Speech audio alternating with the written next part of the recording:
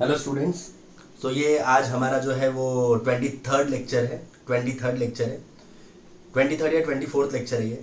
इस लेक्चर की यदि मैं बात करूंगा तो इस लेक्चर में मैं चैप्टर खत्म करने वाला हूँ, मतलब जितने भी रिमेनिंग प्रॉब्लम थे वो पूरे आज हम कंप्लीट करेंगे। ठीक है, तो ध्यान देंगे।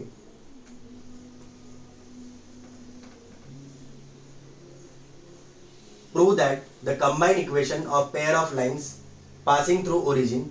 आपको प्रूफ करना है combined equation of pair of lines passing through origin, जो ओरिजिन से जाती है, and perpendicular to the lines represented by ax square plus 2hxy plus by square equal to 0 is bx square minus 2hxy plus ay square equal to 0। मतलब ये जो line दी है आपको, ये जो गिवन लाइन दी है, इसके परपेंडिकुलर जाने वाली जो आपको इक्वेशन है उसका कंबाइंड इक्वेशन निकालना है। मतलब इसके परपेंडिकुलर जाने वाली जो इक्वेशन है उसका कंबाइंड इक्वेशन निकालना है। तो कौन सी इक्वेशन दी है? आपको दिया है ax square plus 2hxy plus by square equal to 0। ये आपको दिया है। मैं यहाँ लिख सकता हूँ कि ये गिवन है, मैंडेटरी नहीं है, आपको लिखना है लिखिए, अदरवाइज नहीं भी लिखे तो चलता है। उसके बाद मैं लिखूंगा let m1 and m2 are slopes of line. m1 और m2 मैंने बोला slopes of line, therefore m1 plus m2 का फॉर्मूला होता है minus 2h upon B. m1 m2 ये होता है a upon B. m1 plus m2 का होता है minus 2h upon B. m1 m2 का फॉर्मूला होता है a अपॉन बी। उसके बाद ये जो गिवन लाइन थी इसका स्लोप आपने एज्यूम किया m1 और m2। मैं लिखूंगा slope of required lines which are perpendicular to given line are. अब मैं उस लाइन के स्लोप निकाल रहा हूं जो गिवन लाइन के परपेंडिकुलर है। अब गिवन लाइन के स्लोप m1 और m2 है, तो आपको सबको पता है गिवन लाइन के स्लोप m1 और m2 है, तो जो परपेंडिकुलर लाइन है उसके स्लोप रहेंगे -1/m1 एंड -1/m2, -1/m1 और -1/m2। अब मैं लिखूंगा therefore separate equations of required lines are, separate equations of required lines are, required line की separate equations रहेंगी y equals to -1/m1x and y equals to -1/m2x। एक रहेगा y equal to -1/m1x और दूसरा रहेगा y equal to -1/m2x। अब इसे solve करेंगे तो यह आएगा m1y equal to -x, ये रहेगा m2y equal to -x। यहाँ मैंने m1 को इससे इंटू किया तो यह आया m1y इक्वल टू -x और यह आया m2y इक्वल टू -x। अब -x को इधर लेके जाऊंगा तो आएगा x plus m1y equal to 0 and यहाँ -x को इधर शिफ्ट करूंगा तो x plus m2y equal to 0।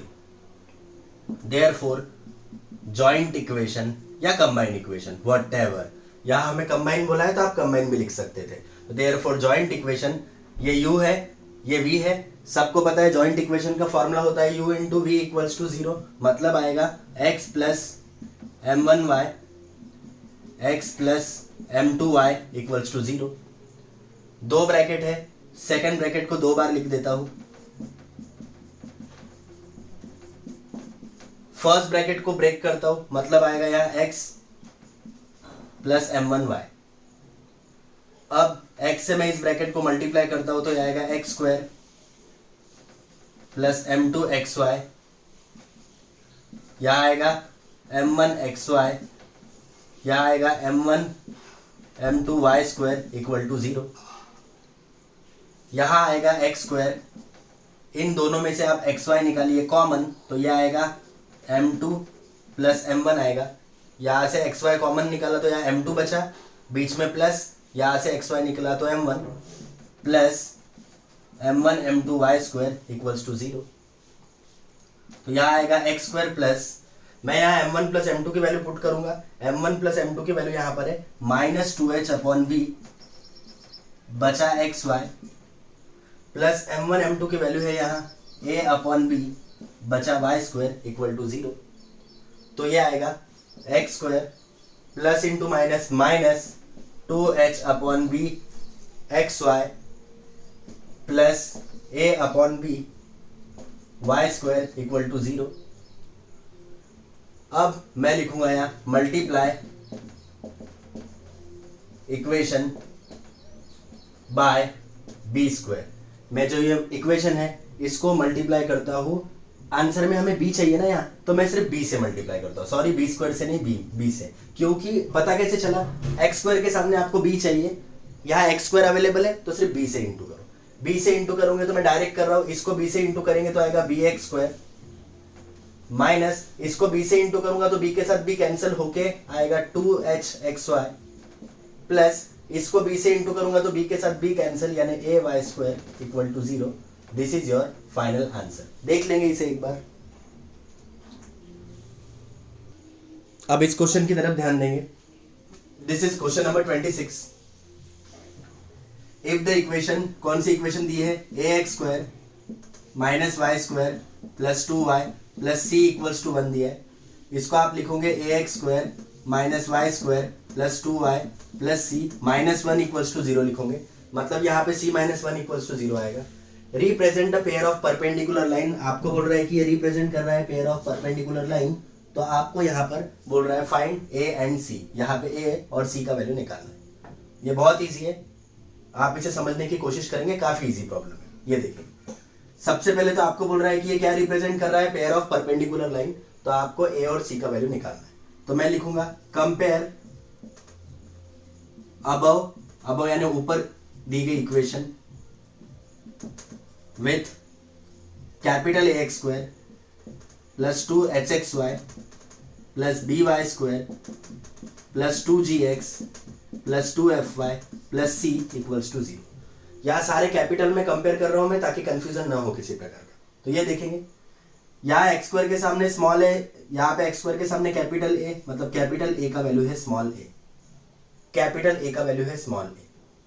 उसके बाद यहाँ 2h का वैल्यू 0 है, यहाँ 2h का वैल्यू 0 है तो h का वैल्यू आएगा 0, क्योंकि xy वाला टर्म यहाँ अवेलेबल नहीं है इसलिए 2h का वैल्यू 0।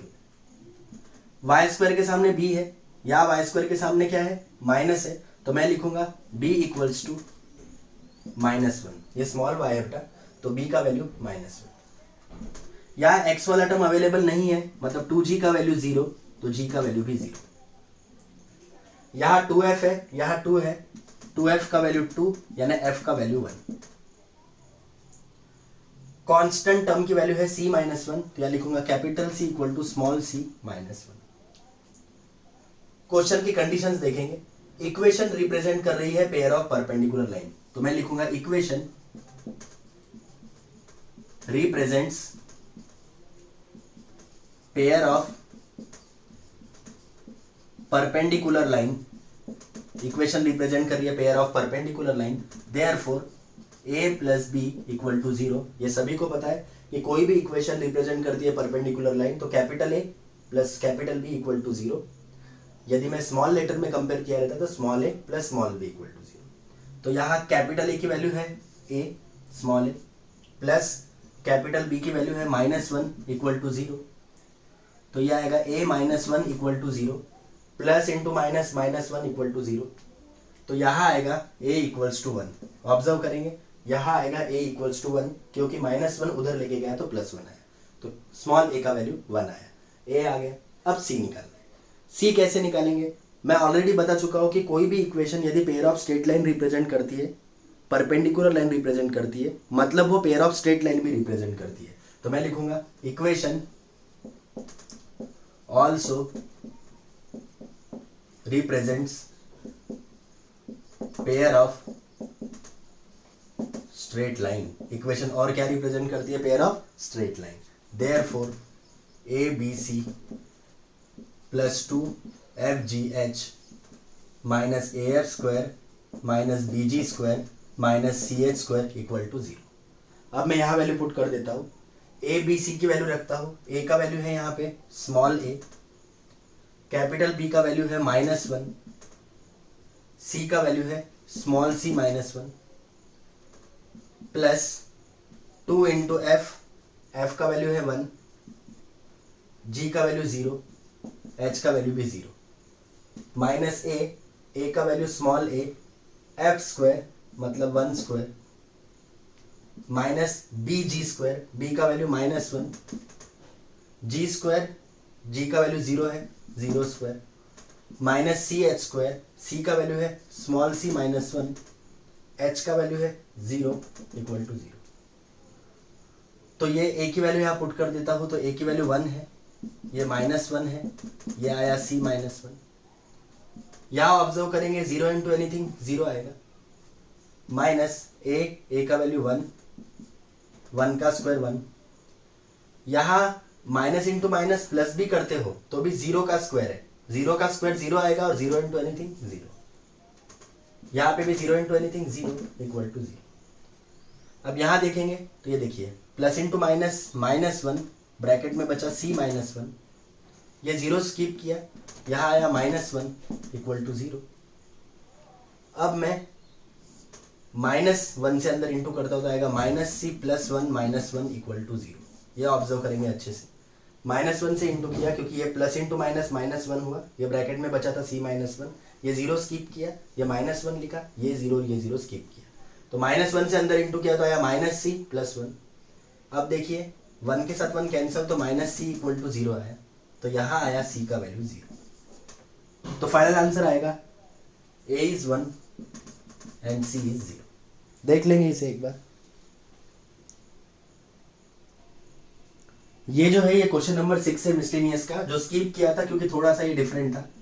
वैसे इजी है लेकिन थोड़ा सा यूनिक था, और इस टाइप के प्रॉब्लम ऑलरेडी इससे टफ प्रॉब्लम भी हो चुके हैं, तो ये थोड़ा सा इजी लगेगा आपको। Find the joint equation of pair of lines which bisects the angle between the line x² + 3xy + y² equal to 0। अब मैं यदि बोलूंगा इस लाइन को आप ग्राफिकली बताओ, तो यहाँ 3 टर्म अवेलेबल है, मतलब ओरिजिन से जाने वाली 2 सेपरेट इक्वेशन को ज्वाइन करके ये बना होगा। तो मैं ऐसा एज्यूम करता हूं ये ओरिजिन से जा रही है, ये इस लाइन का नाम है x² + 3xy + y² equal to 0।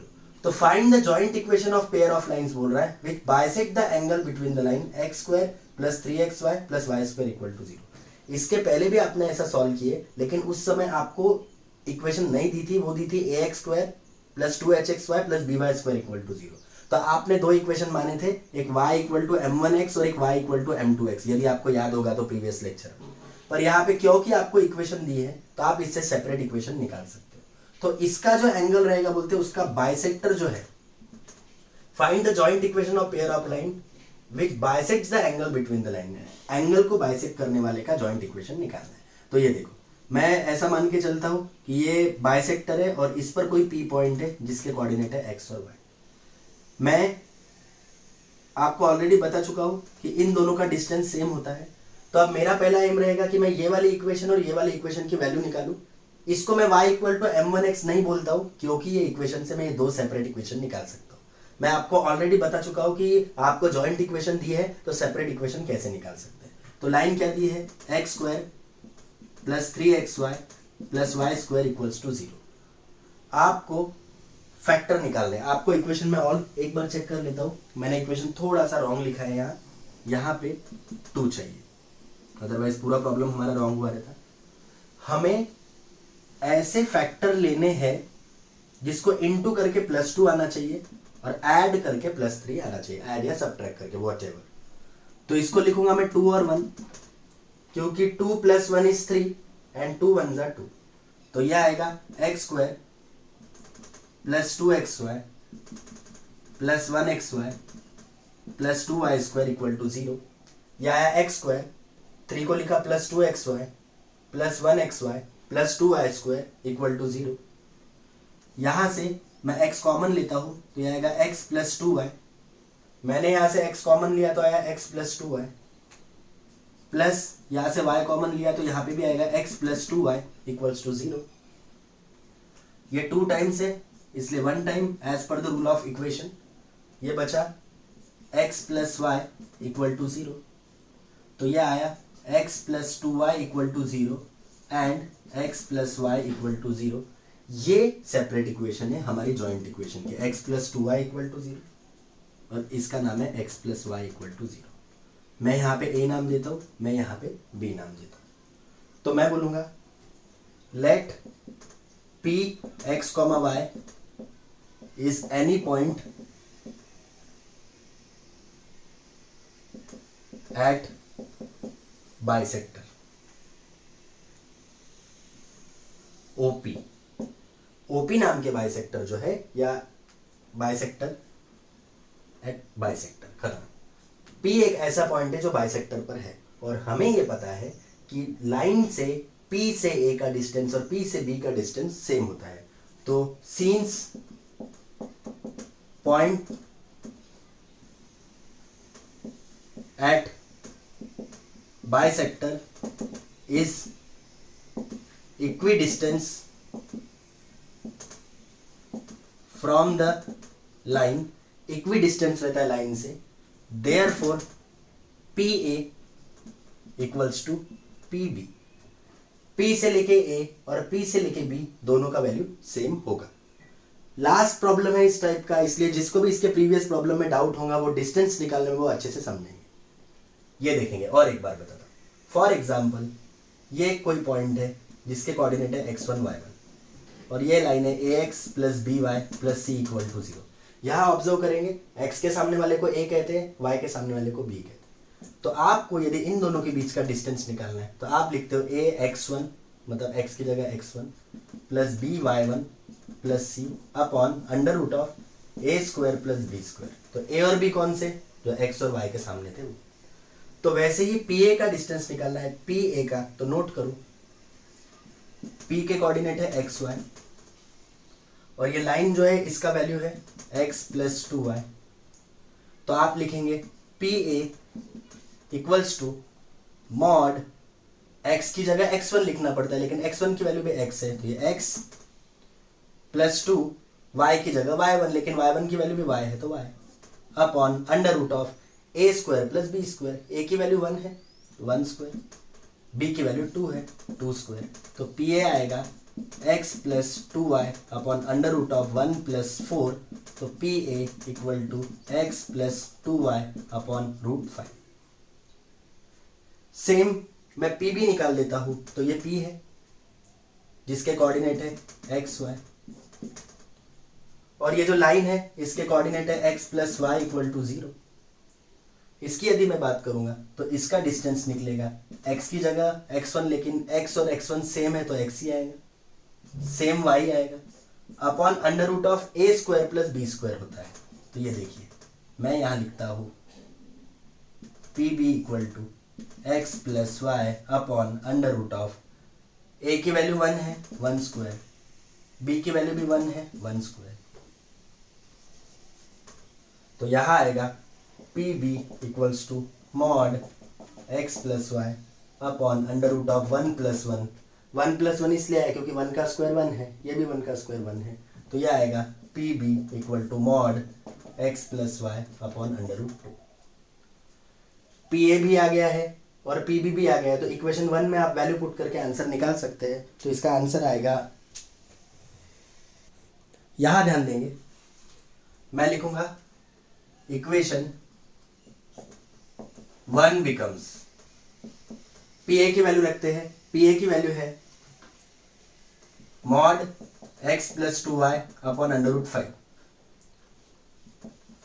P B की वैल्यू रखते हैं, पी बी की वैल्यू है x plus y upon under root 2।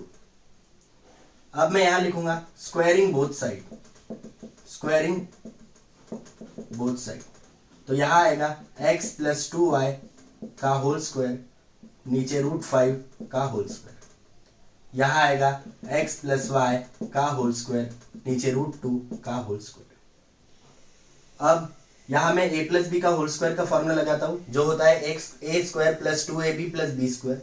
यहाँ a की वैल्यू x है, b की वैल्यू 2y है, तो आएगा x square plus 2 into x into 2y plus 2y square, a square plus 2ab plus b square. नीचे आएगा रूट 5 का स्क्वायर 5। यहाँ लगाऊंगा a प्लस बी का होल स्क्वायर, तो आएगा x square plus 2 into x into y plus y square, ये root 2 का स्क्वायर 2 है। तो ये आएगा एक्स स्क्वायर 2 2 ज़ा 4xy, 2y का स्क्वायर करेंगे तो 4y स्क्वायर अपॉन में 5 आएगा। यह आएगा एक्स स्क्वायर, यह आएगा 2xy plus y square upon में 2। अब क्रॉस मल्टीप्लाई करेंगे तो यह आएगा 2x स्क्वायर, 2 4 जा 8xy, 2 4 जा 8y स्क्वायर। यहाँ आएगा 5x स्क्वायर प्लस 5 2 जा 10xy प्लस 5y स्क्वायर। अब इसको शिफ्टिंग करते हैं तो ये आएगा, ये देखो इसको उधर शिफ्ट करो या इसको इधर, बात एक ही है। तो 5 बड़ा है इसलिए इसको इधर शिफ्ट करता हूँ। तो 5x square minus 2x square plus 10xy minus 8xy प्लस 5y square minus 8y square equal to 0। तो यहाँ आएगा 3x स्क्वायर, 10xy में से 8xy माइनस करोगे तो plus 2xy minus 3y square equal to 0। ये हो गया आपका जॉइंट इक्वेशन। देख लेंगे इसे एक बार।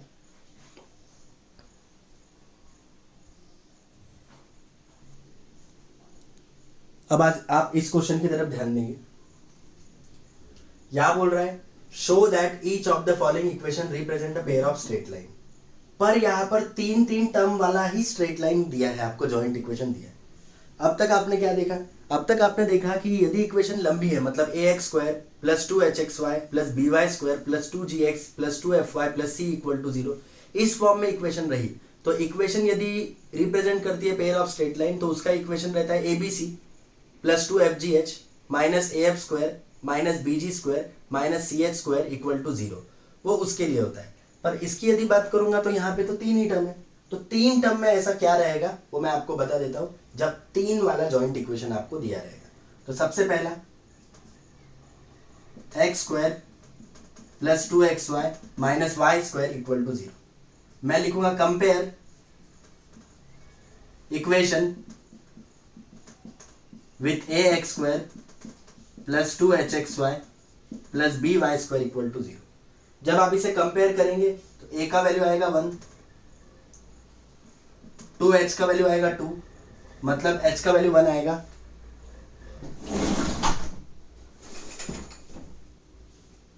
देन उसके बाद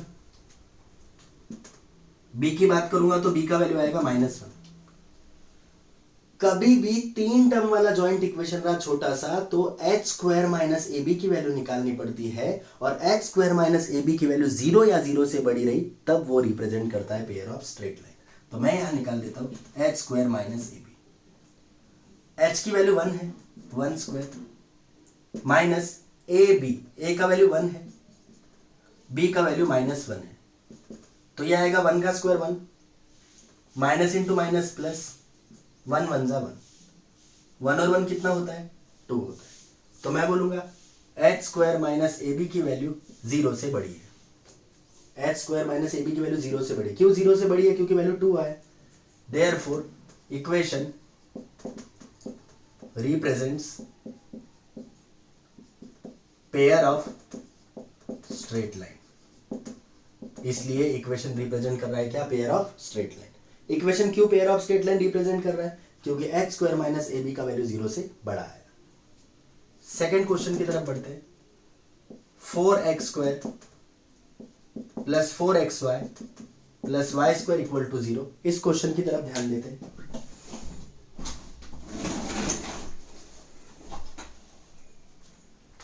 सबसे पहले इसे कंपेयर करेंगे। Compare equation with ax square plus 2hxy plus by square equal to 0। तो यहाँ a का वैल्यू 4 आएगा,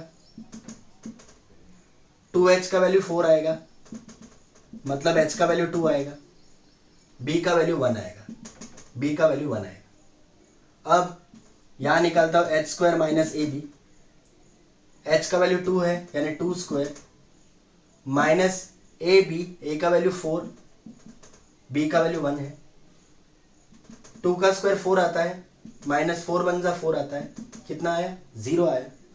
तो मैं यहां पे लिखूंगा h square minus a b equal to 0, आया 0। तो देयरफॉर क्या लिखूंगा? Equation represents pair of straight line. देखेंगे इसे एक बार। क्वेश्चन नंबर थर्ड देखेंगे। क्वेश्चन नंबर थर्ड है x square minus y square equals to 0। इसे लिखूंगा compare equation with a x square plus 2hxy plus by square equal to 0। Compare करने के बाद यहाँ a का वैल्यू 1 आएगा, xy वाला टर्म यहाँ नहीं है मतलब 2h का वैल्यू 0, 2h का वैल्यू 0 मतलब h का वैल्यू भी 0 आएगा और b का वैल्यू आएगा -1। अब मैं निकालूंगा यहाँ h square minus a b, h का वैल्यू 0 है, 0 square minus a b, a का वैल्यू 1 है, b का वैल्यू -1 है, तो यह आएगा 0 का स्क्वायर 0 प्लस 1 1 जा 1 मतलब 1 आएगा। कहने का मतलब ये है कि मैं बोलूंगा h square minus a b की वैल्यू 0 से बड़ी है। इक्वेशन कब रिप्रेजेंट करता है पेयर ऑफ स्ट्रेट लाइन? जब h square minus a b की वैल्यू या तो 0 है या तो 0 से बड़ी है। जब इस टाइप की इक्वेशन दी रही तो therefore equation represents pair of straight line. Question number 4 पढ़ते हैं। 4 है x square plus 7xy minus 2y square equal to 0। इसे लिखता हूं compare equation with a x square plus 2hxy plus by square equal to 0। यहाँ a का value आएगा 1, 2h का वैल्यू आएगा 7, तो h का वैल्यू आएगा 7/2, b का वैल्यू आएगा -2। अब मैं निकालूंगा h square minus a b,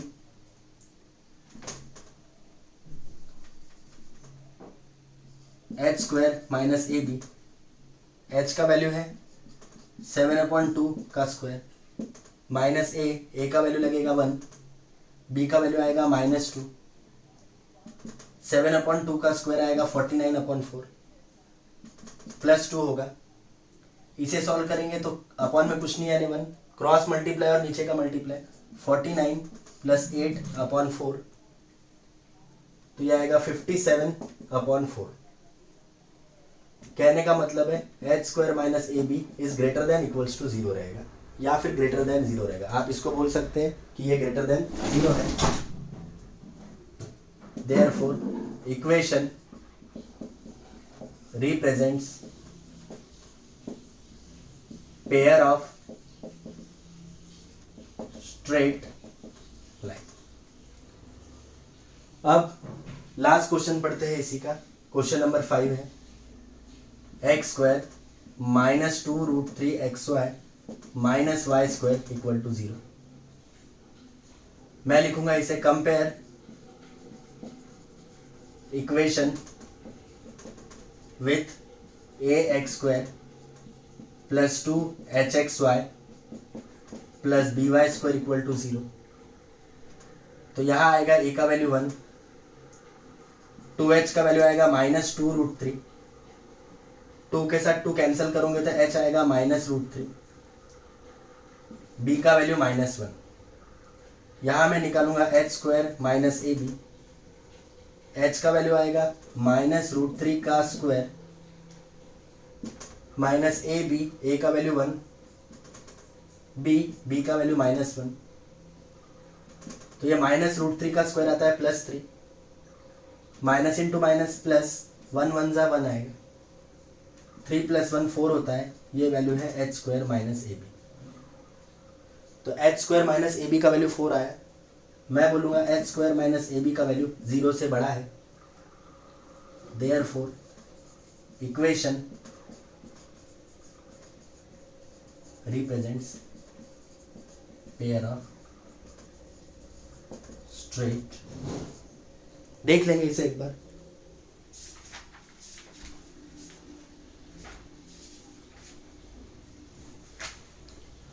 तो ये इस चैप्टर का लास्ट लेक्चर था। हमारा ये चैप्टर पूरा कंप्लीट हो चुका है।